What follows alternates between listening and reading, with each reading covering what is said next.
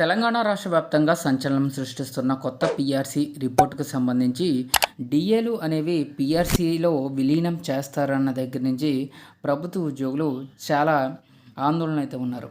అయితే ఈ కొత్తగా ఈ 5 డిఏలు కూడా రావాల్సినటువంటి 5 డిఏలు పీఆర్సీ ఫిట్మెంట్లో విలీనం చేస్తే ఎంత పర్సంటేజ్ వస్తుందనే దానికి సంబంధించి మనకి క్యాలిక్యులేషన్స్ కూడా వచ్చేసాయండి.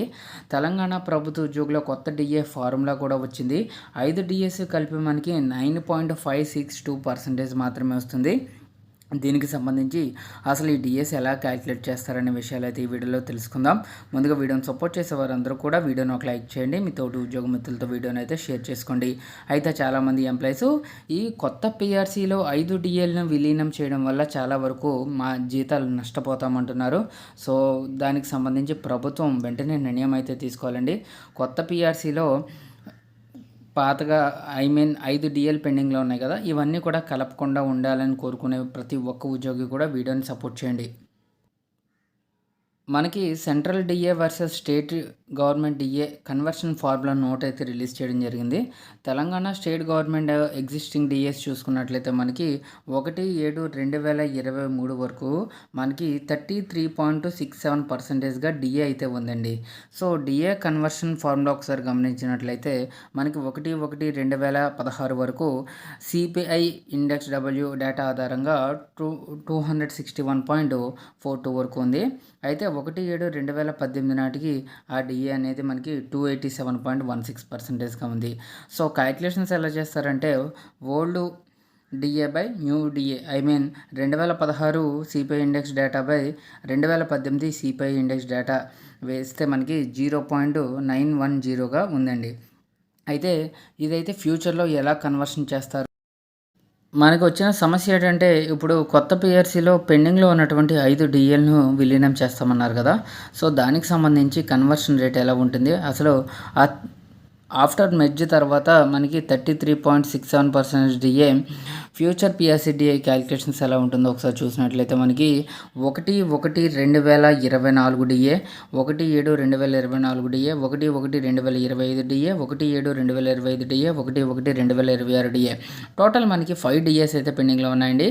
సో పిఆర్సీ అనేది ఇంకో 2 months డిలే అయితే మనకి ఈ లిస్ట్లోకి 1/7/2026 అంటే టోటల్ 6 డిఏలు పెండింగ్ లిస్ట్లోకి అయితే చేరుతాయి. అయితే ప్రజెంట్ ఈ 5 డిఏస్ ఒకసారి గమనించినట్లయితే సెంట్రల్ గవర్నమెంట్ డిఏ 1/1/2024కి 4%గా ఉంటే మన స్టేట్ గవర్నమెంట్ వాటా కింద 3.64% అయితే ఇవ్వాలి.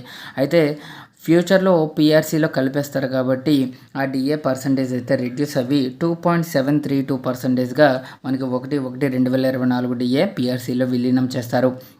ఇక 1/7/2024 డిఏకి సంబంధించి సెంట్రల్ గవర్నమెంట్ 3% ఇస్తే దాని వాటా కింద స్టేట్ గవర్నమెంట్ 2.73% ఇవ్వాలి. కానీ మనకి ఫ్యూచర్ డిఏలో 2.049% అయితే ఇస్తారు.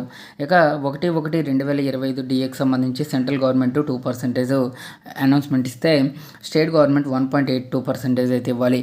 కానీ ఫ్యూచర్ డిఏ పిఆర్సీలో మెర్జ్ అవ్వడం వల్ల 1.366% వరకు రెడ్యూస్ అవుతుంది. ఇక 2025 జూలై డిఏ చూసుకున్నట్లయితే సెంట్రల్ గవర్నమెంట్ 3% ఇస్తే రాష్ట్ర గవర్నమెంట్ స్టేట్ గవర్నమెంట్ 2.73% అయితే ఇవ్వాలండి. అయితే ఫ్యూచర్లో పీఆర్సీలో కలిపేస్తారు కాబట్టి ఈ డిఏ కూడా రెడ్యూస్ అవి 2.049%గా ఉంటుంది. సో అలాగే 1/1/2026 ఇది లేటెస్ట్ జనవరి డిఏ, ఇది సెంట్రల్ గవర్నమెంట్ 2% హైక్ చేసింది. అయితే స్టేట్ గవర్నమెంట్ 1.82% అయితే ఇవ్వాలి. ఇక ఫ్యూచర్ పిఆర్సీలో మనకి ఈ డిఏ మెర్జీ చేస్తారు కాబట్టి 1.366% వరకు రెడ్యూస్ అవుతుంది. సో కాబట్టి యాక్చువల్గా స్టేట్ గవర్నమెంట్ ఎగ్జిస్టింగ్ డిఏ అనేది టోటల్గా 12.74% అయితే రావాలండి. సో మనకి అయితే ఫ్యూచర్ పిఆర్సీ డిఏ టోటల్ చూసుకున్నట్లయితే 9.562% అయితే వస్తుంది. నియర్లీ 3% వరకు రెడ్యూస్ అవుతుంది. దీంతో ఉద్యోగుల వేతనాలు భారీగా తగ్గేటటువంటి అవకాశం ఉందని అంటున్నారు. సో ప్రభుత్వం ఈ డిఏ విలీనాన్ని అయితే ఆపాలని చెప్పేసి అంటున్నారు. సో ఈ విధంగా కొత్త డిఆర్సీ ప్రకారంగా ఉద్యోగుల వేతనాలు పెరుగుతాయా తగ్గుతాయా అంటే ఖచ్చితంగా తగ్గుతాయని అంటున్నారు. సో ఇదండి వాళ్ళ తెలంగాణ ఎంప్లాయీస్ సంబంధించిన తాజా అప్డేట్స్. ఇలాంటి లేటెస్ట్ మరియు జెన్యూన్ అప్డేట్స్ కోసం ఛానల్ని సబ్స్క్రైబ్ చేసుకోండి. Thanks for watching. Have a nice day.